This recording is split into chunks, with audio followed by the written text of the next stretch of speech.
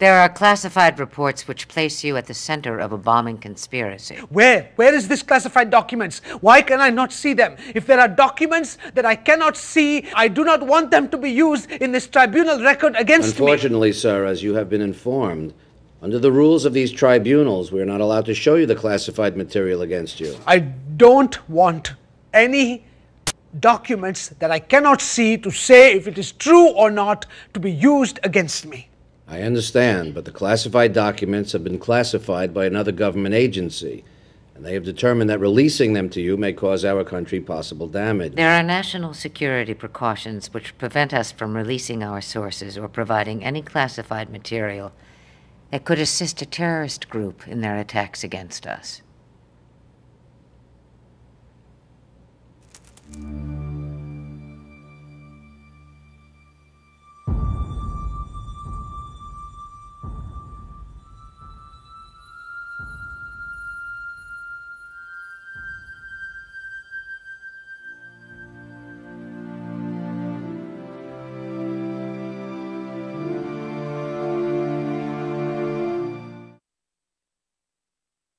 Sig Libowitz is a producer, writer, lawyer, actor, and former studio executive.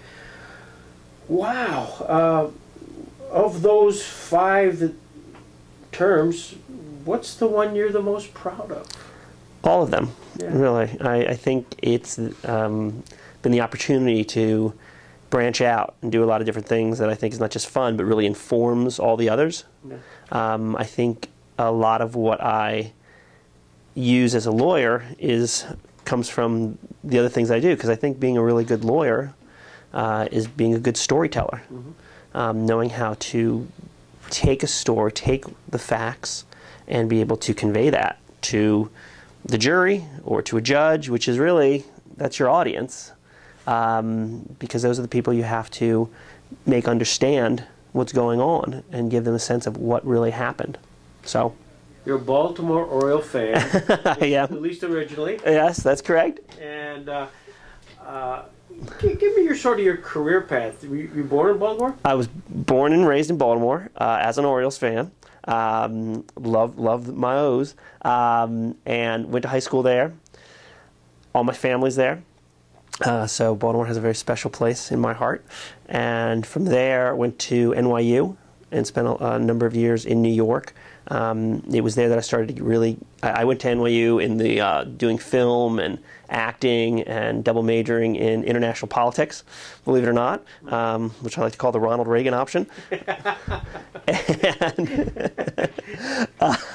And then from there I knew I was very interested in obviously the film and theater world, but also, you know, the political world.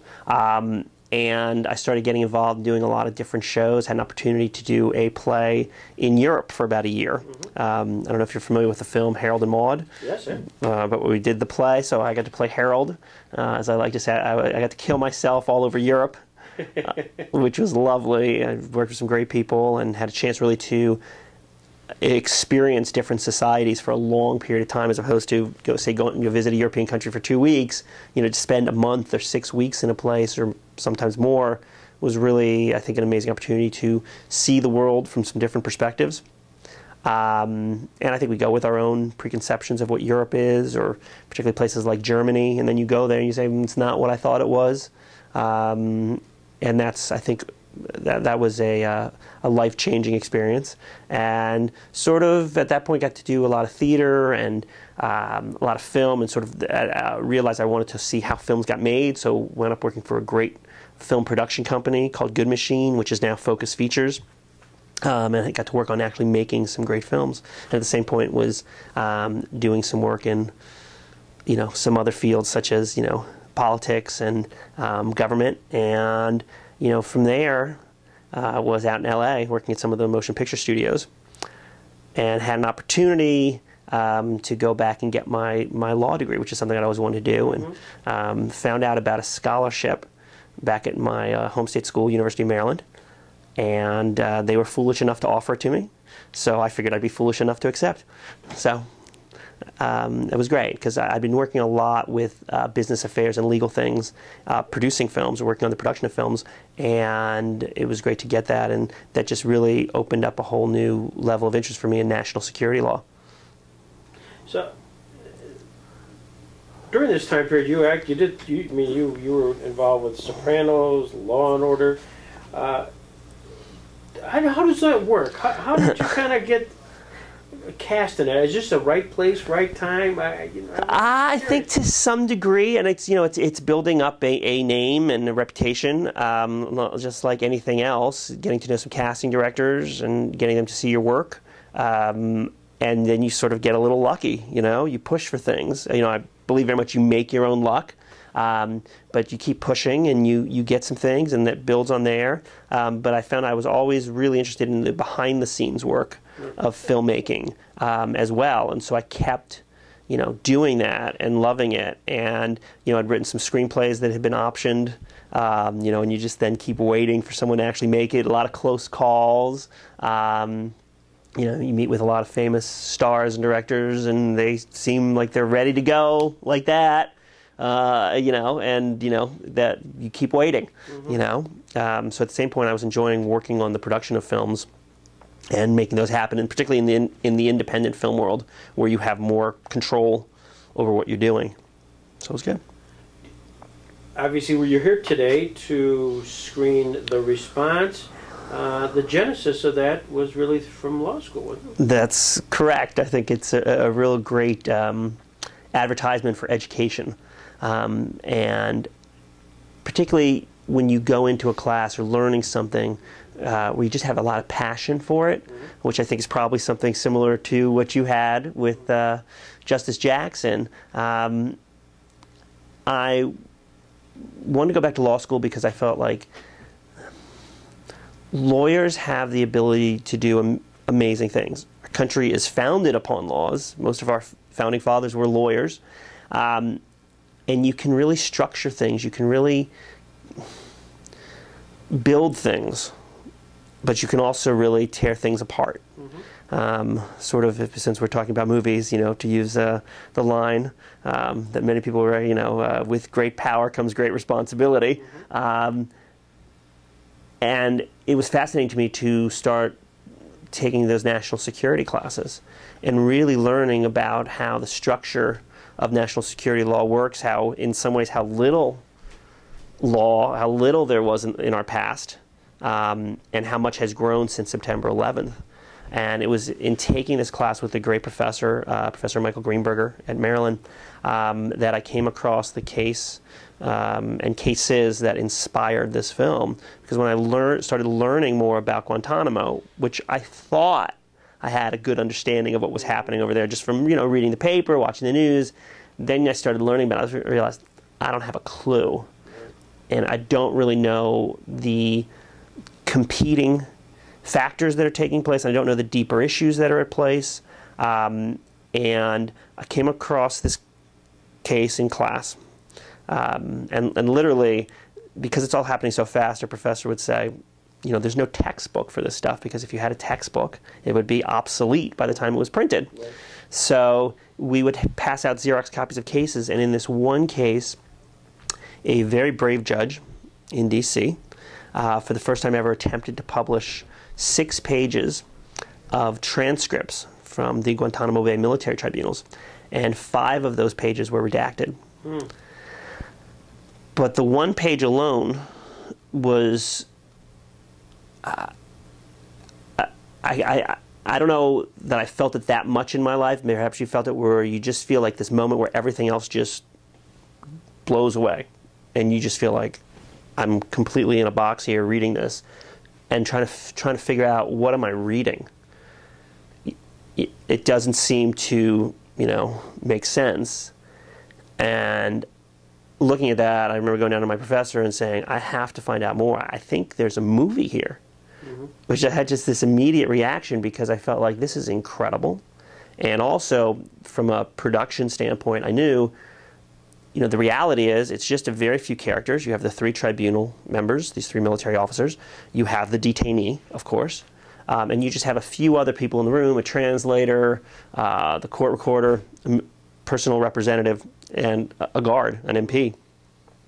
So it's very tight. It all takes place in 2 rooms, and you know, a clear early inspiration for the movie was 12 Angry Men, which also takes place with, you know, people talking about some big ideas and what do you do. So I immediately started doing what essentially is legal research. I knew I had to find more of these transcripts. Of course, an early thought was, well, you just read the 1 page. Maybe this is an outlier. Maybe, calm yourself down, slow your horses.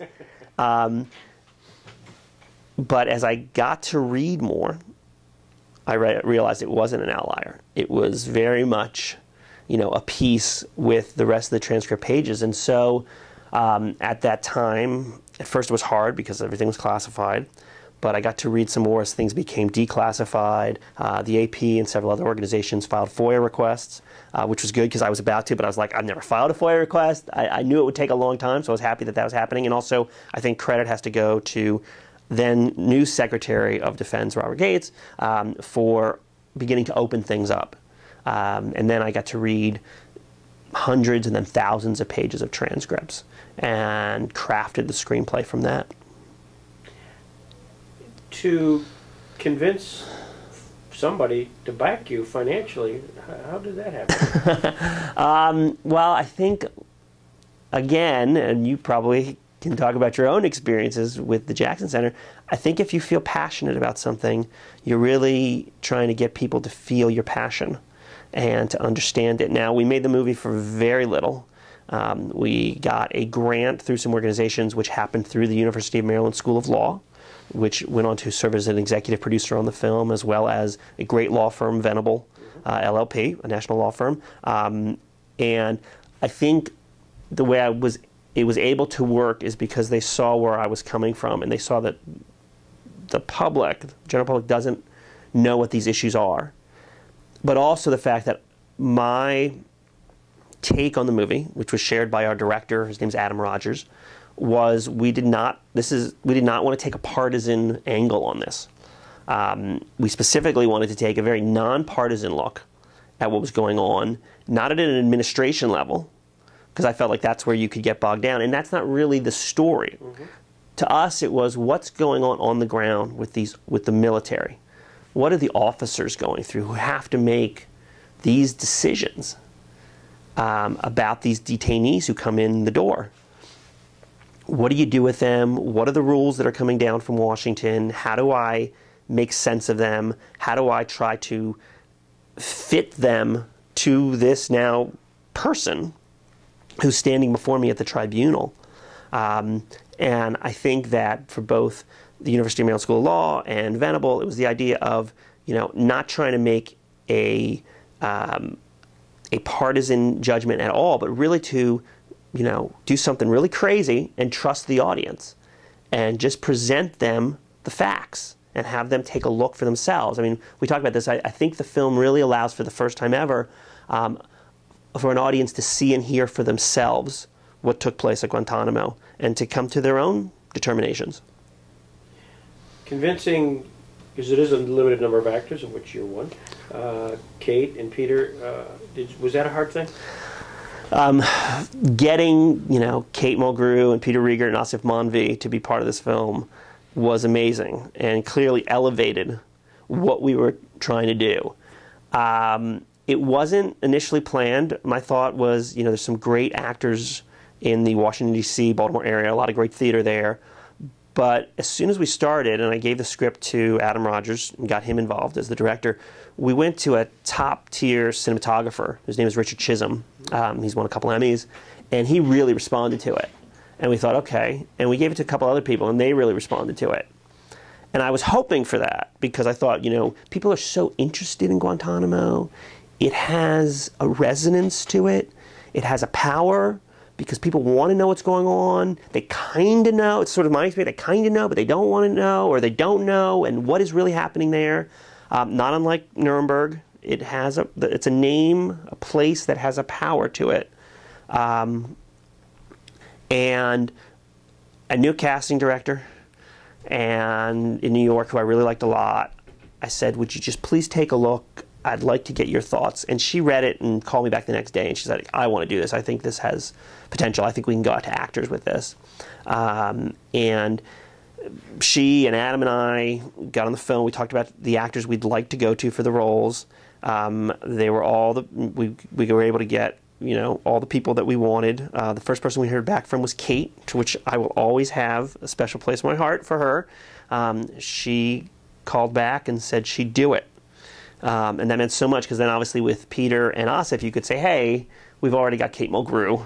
You're not jumping onto this ship alone. Yeah, yeah. And then we got Peter, and then we finally heard from AASIF, which was great. And you never know how things are going to affect. It wound up that AASIF is, you know, a huge fan of Peter's and a couple films he's done, so that, you know, opened up a door. And AASIF had done some work in theater on a play about some of the British detainees, but he didn't know anything about the legal battles that had gone on, or how that worked. So to have his perspective on this, particularly as a Muslim American, was invaluable. And then we also built from other ways too. In addition to Professor Greenberger's help, our associate producer Sandra Goldberg is someone who served as a paralegal for a firm in New York that had represented some of the detainees, and she had traveled to Guantanamo a couple times. So she became our chief researcher as well, because what we really wanted was, we also wanted to be as accurate as possible, because we recognized the responsibility we had. And we had an incredible tool, which is these transcripts. So I knew that to use the words would be our path to keeping this as real and as accurate as possible. And I think particularly for the detainees' words, we wanted to really hew closely to that. And that was really important to us, and I think that's something we always strove for, which is great. I mean, the movie's two parts. The first 2/3 are the tribunal section, and that is mostly, almost all exclusively from transcripts, with a few pieces tied in to sort of explain things. Some of the judges will say some things to explain things or tie things together, and it's taken from a compendium of transcripts. And the second part is the deliberation sequence between the 3 military tribunal members. If these detainees weren't Islamic extremists before they got to Guantanamo, what is locking them up here for 4 or 5 years turning them into? What are we creating here? You're measuring us doing stress positions or playing loud rap music all night to the terrorists with their beheadings and their mass executions and their blowing up markets and trains filled with children. I don't see a comparison, Richard. Why is that the comparison? Why don't we measure our behavior against who we say we are and tell ourselves we are as a country? That's a little simplistic after 9/11, don't you think? Obviously, that's original. No one, judges don't share the deliberations, but that's taken from talking to people who are in those rooms and listening to them in speeches, you know, or when they were giving talks, because I wanted that to get at the heart of the issues as well that the 3 judges might have. And that's also really taken from, I'm fascinated with the Supreme Court, a big fan of what they do, but what was always fascinating to me is here you have 9 people who are, at least supposedly, the best of the best, and they sit on that bench and they hear the same arguments, they read the same documents, and yet they come often to 9 very different conclusions. And I thought that's fascinating. So here's a room where you have 3 people who have to go in, and what's so dramatic, obviously, is 2 of those 3 have to agree. Right. So you get this little battle, if you will, convincing or trying to convince each other what's right. And the movie, we knew we really had, it always had to be an entertaining courtroom drama, and all the other issues will take care of themselves. Because as a courtroom drama, those 3 military officers, they're bringing up all those issues because they don't know what to do, because they know they have this person, this detainee's life at issue, and they also know that if they release this person, And if he is in fact an enemy combatant, a member of Al-Qaeda, will they be endangering other fellow soldiers? So for me, just to even imagine the weight of those decisions, and also knowing if they choose to keep him detained, what are they doing to one individual's life and his family and all the other detainees? And I just thought that's a lot of responsibility. We can really get at something. You can feel the weight that that will have on those three officers, those three characters. So that was something that we felt was just really something striking we could get at.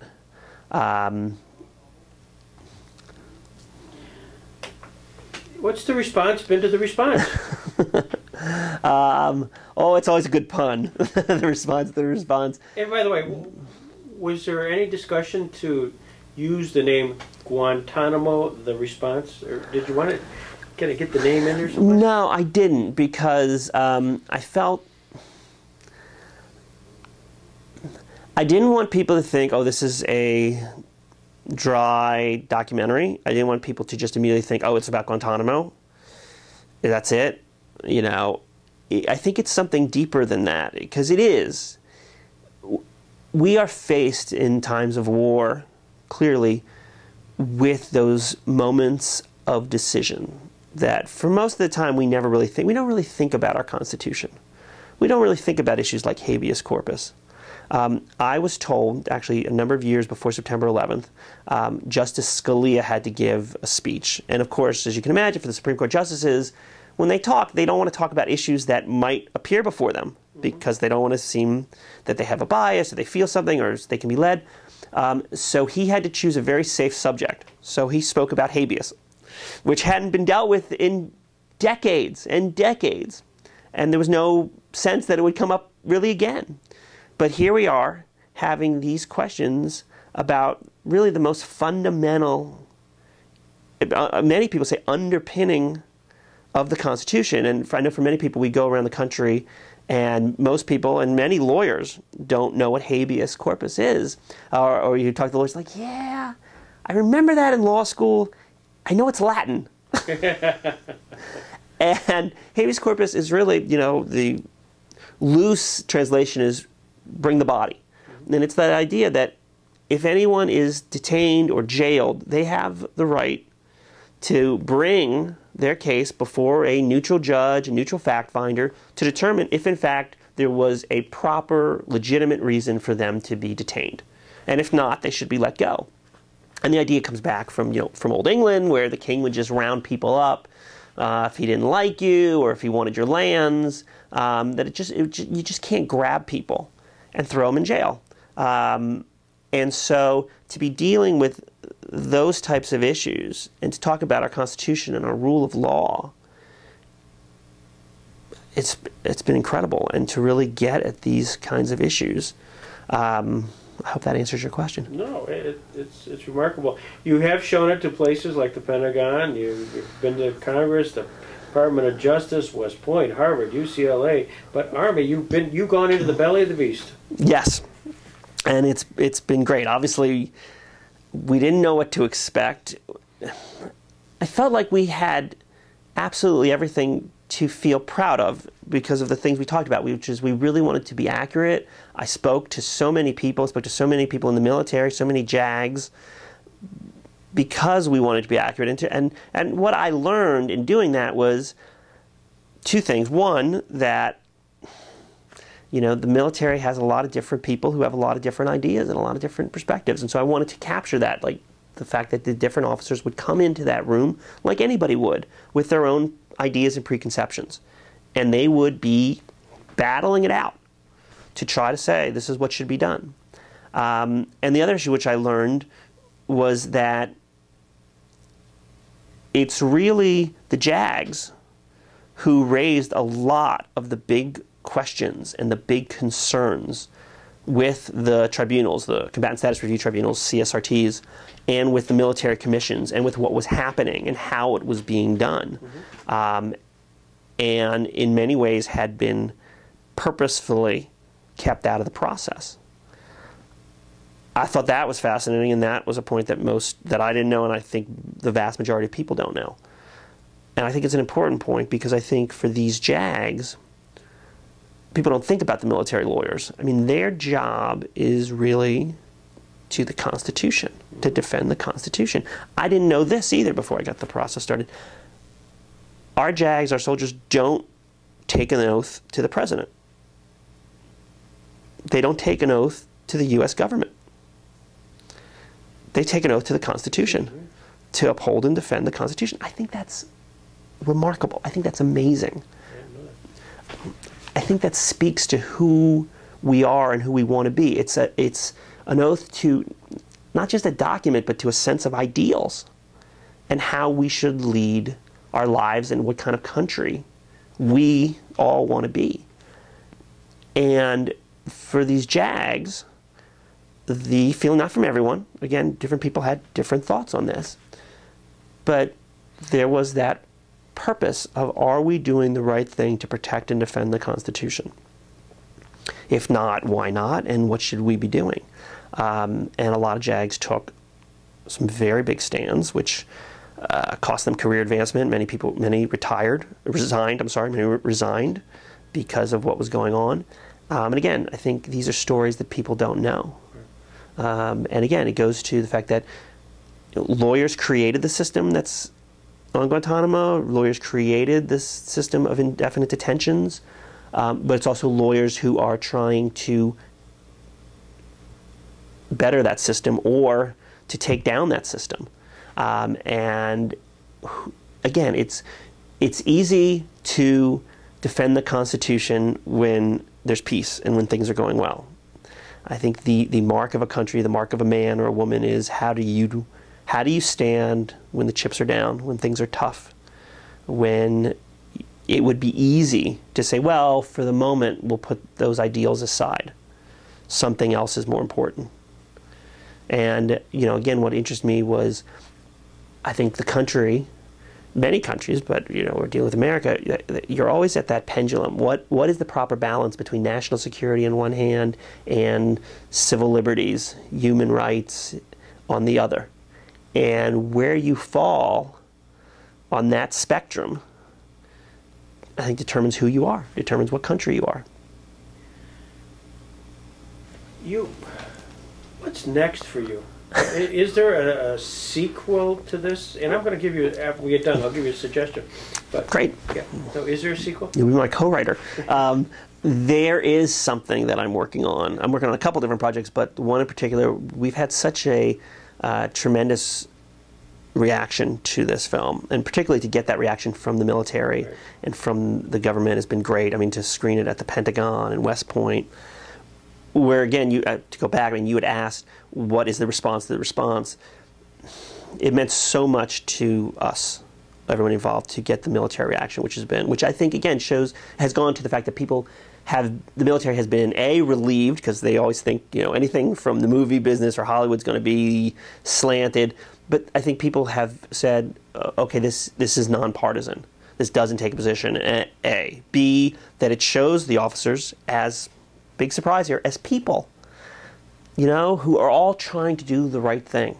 And they're all smart, they're all patriotic, they all care, but they have different ideas and different beliefs. And this is hard stuff. These are hard decisions, because your decisions will carry much greater weight than yours or mine in an office or something. It's not just about money, it's lives at stake. So that was very gratifying. So I am working now on a full-length play of the issues that are dealt with in the short. And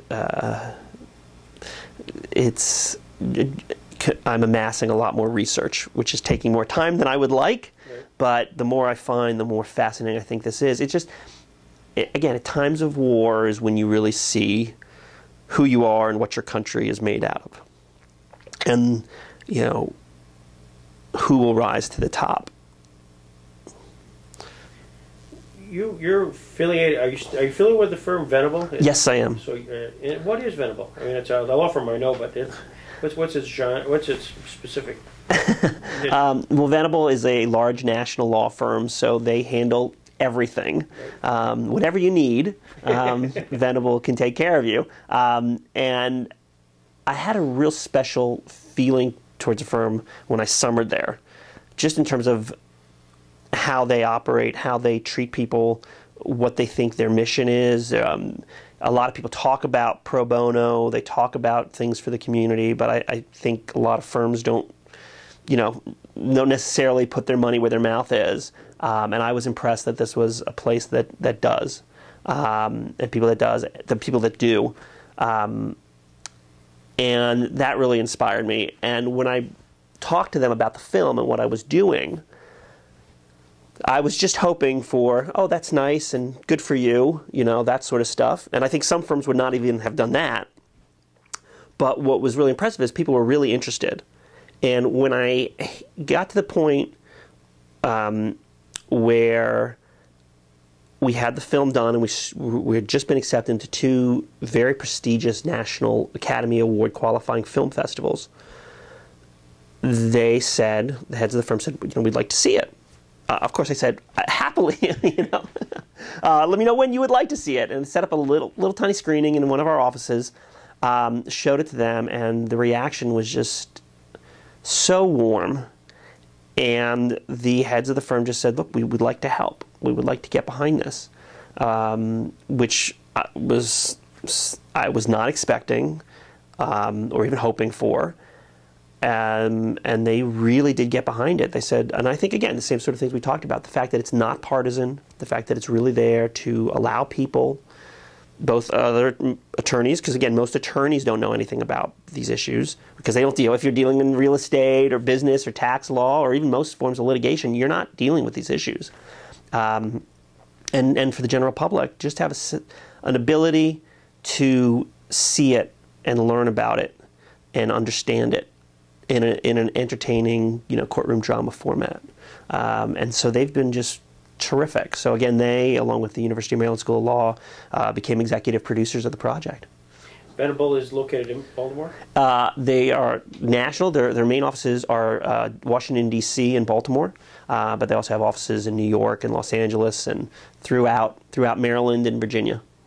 Well, I'll have to know more about that, because I'm sharing a lot of interesting stuff, because my firm, which is 180 lawyers, similarly got into this Jackson Center piece and have permitted me to expand on what you'll see later today down at the Jackson Center. So I share that passion with you, and the excitement when you get your managing partners and other people sort of really get it and buy into it. So it's really great. Oh, that's great to hear. I think it's rare. It is rare, and I think it shows like that. Because I think people put these big law firms in a box. And look, you have a big law firm. You have responsibilities. You have to meet certain markers by all means. But I think it's great to see that there are places that care about the underpinnings of why we all got into this to begin with. So. New York Bar Association just gave the firm an award, and what we did at the Jackson Center, and what I did, and it was all wonderfully part of that. Oh, great! Congratulations. Yeah, thanks. You also did some work, some pro bono work for an individual, which you got recognized for. Yes, thank you. That was very eye-opening and very gratifying work. I had an opportunity to work with one of the partners at my law firm on a case for the Mid-Atlantic Innocence Project for this man who spent the last 19 years in jail for a crime he did not commit. And of course, when you get a case like this, you think, is this real? Did this really happen? Is someone telling a really good, are they trying to tell a good story? And if I'm going to then take the time to defend someone, can I do that wholeheartedly? And I know that some people can say, well, the job of a lawyer is to, you're defending the system, and so to defend the system, everybody needs, strong defense, and you have to do that.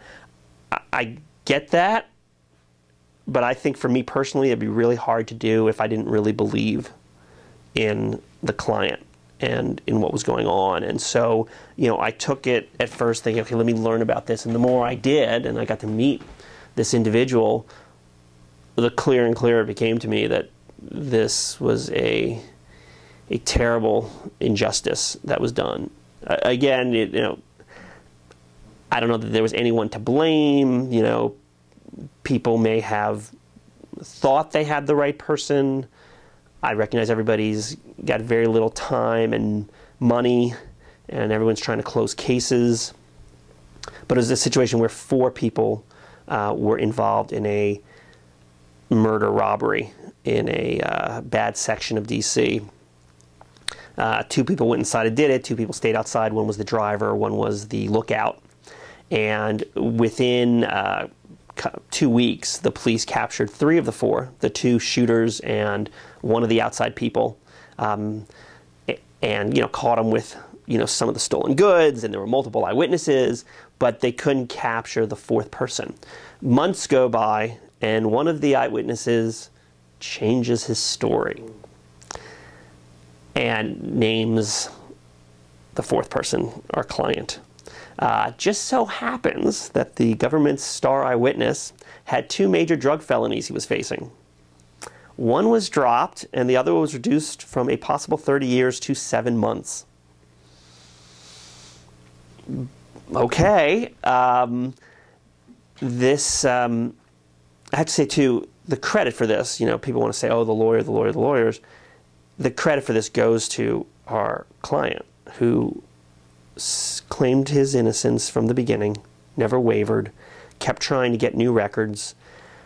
Took 15 years, speaking of a Freedom of Information Act, it took him 15 years to get his FOIA request granted, to get all the documents from his case. He convinced an investigator who got to the Mid-Atlantic Innocence Project, which is a great group. I don't know if you're familiar with them.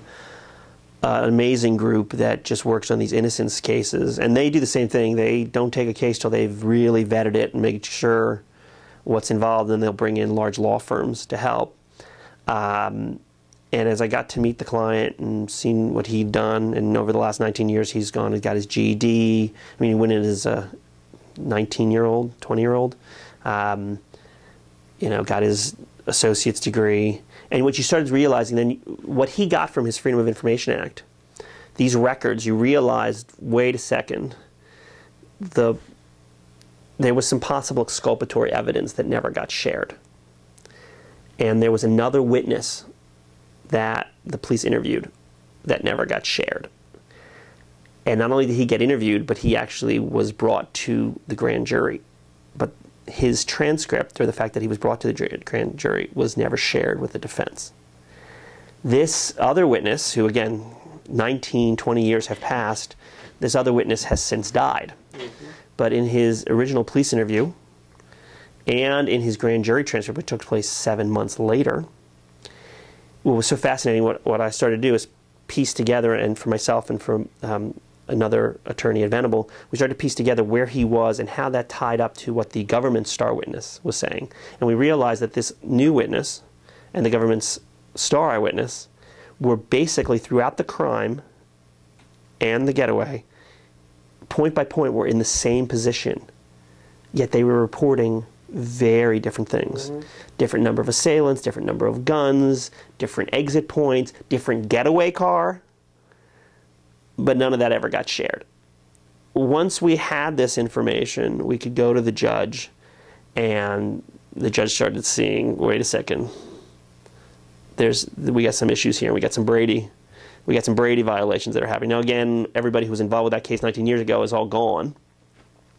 And the new U.S. attorney, the AUSA, who was dealing with the case, she was great. We had an oral argument over some evidentiary issues. We won every point.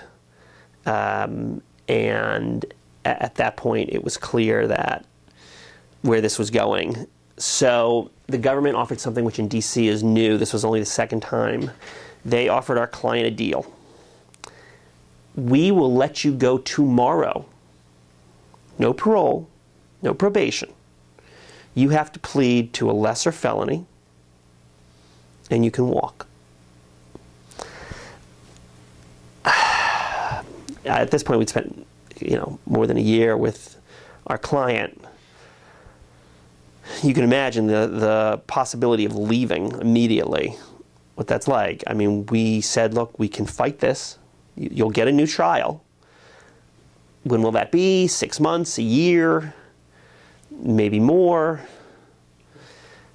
We feel very confident in our ability. The government's star eyewitness has since changed his story. He talked to a lot of bad drug use. He's willing to say that he lied. But for our client,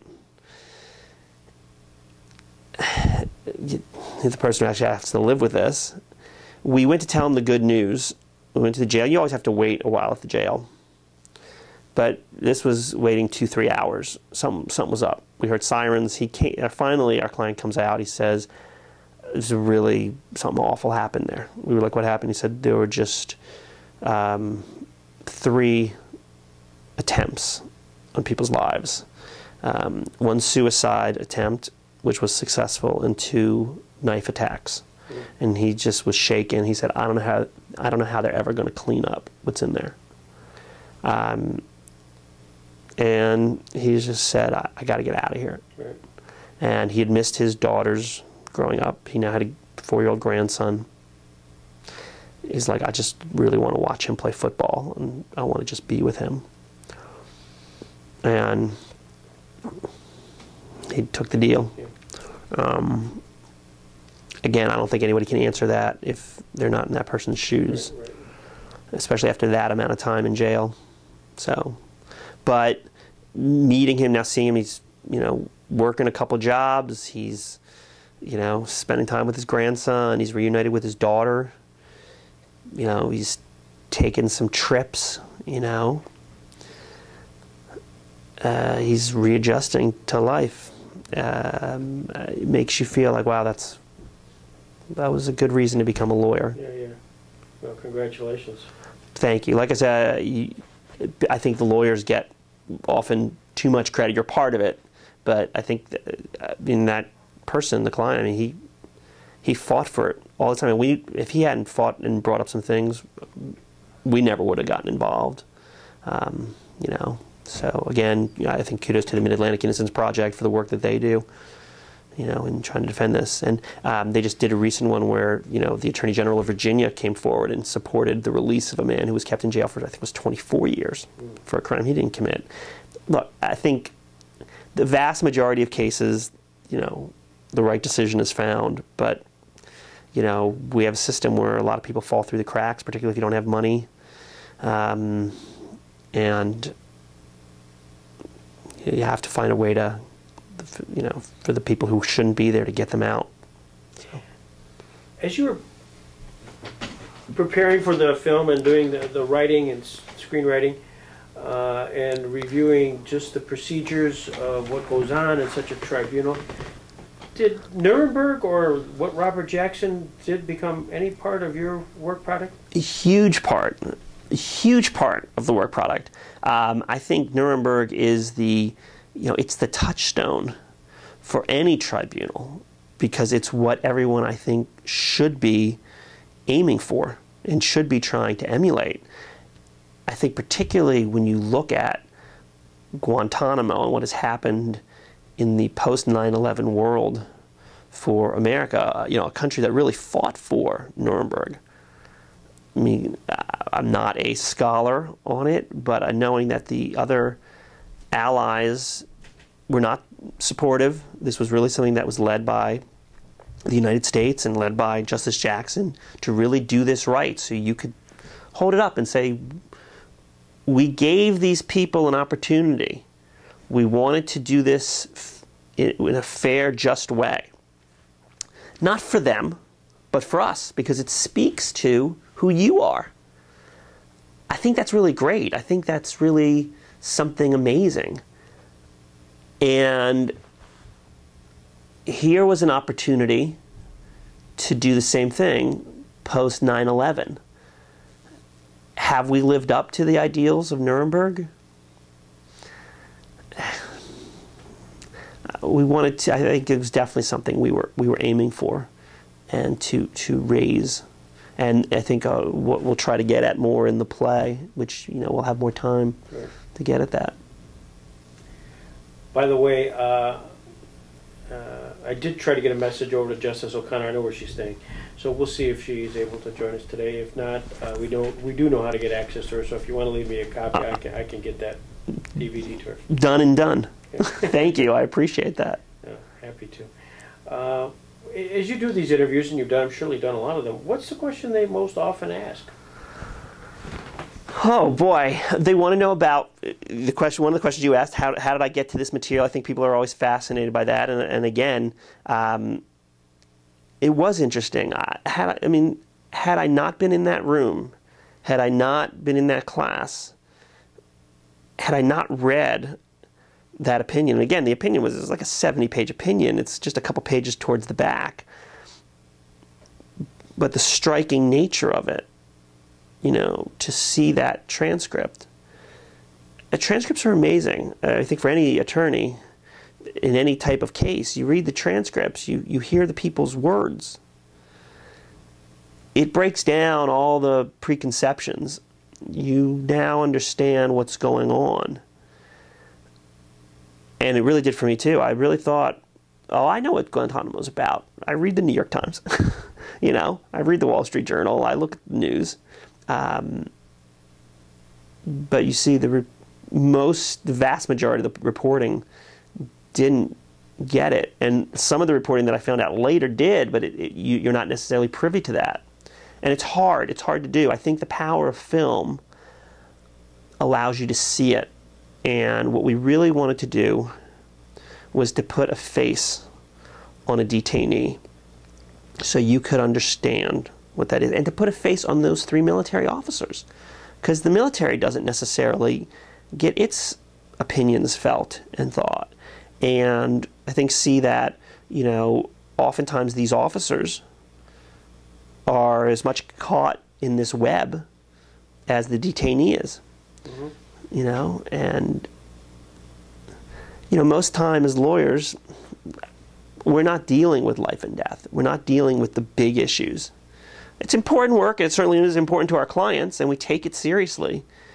But as was the case with Justice Jackson, at certain moments in our history, it all comes down, and you have to make those decisions. We were talking about Korematsu. So there he is. Imagine the time of war where everybody's feeling very unfriendly, I'll be diplomatic, very unfriendly towards the Japanese because of Pearl Harbor. To be the dissent, to say what we're doing is wrong, we should not be just grabbing all the Japanese Americans and interning them. Imagine the courage to do that. Especially when you think how tied he was in to the Roosevelt administration. But to stand up and say, no, this isn't right. And then you have, of course, in the decades since, with the view of history, you see that he was the one who was right. His moral courage, his moral compass was correct. And you see some other cases at the time where other justices have come back and say, I really regret my decision. I'd love to talk to you about the Quirin case, which was obviously a big part of this film in Guantanamo, and how the justices at the time, many of them came out afterwards and really regretted their decision. It's amazing, and I think you see that now. A lot of these stories haven't come out. Some of these people, when you think of Commander Charlie Swift and what he did, he represented Hamdan. When you think of a number of the prosecuting attorneys prosecuting JAGs who resigned, when you think of the head JAGs, the Judge Advocate Generals themselves, who argued for more involvement and were denied, there's a tremendous amount of stories. This has been great. You know, you're a really fascinating guy. Well, I can say the same about you, sir, but thank you. I mean, really, you've done so much, and I thank you. Thank you very much.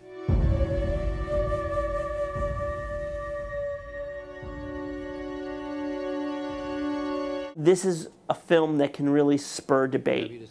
If this is an ideological war, and if this is a time for us to decide what our ideology is, then these are the ideas worth fighting for, and we should decide if these are ideas that all of us support, and if not, why not, and if so, why so? It's a really, really compelling idea that I can relate to as a, you know, just as a human being. It's so unusual to find a project like this that ends up being so much better than you could possibly have imagined.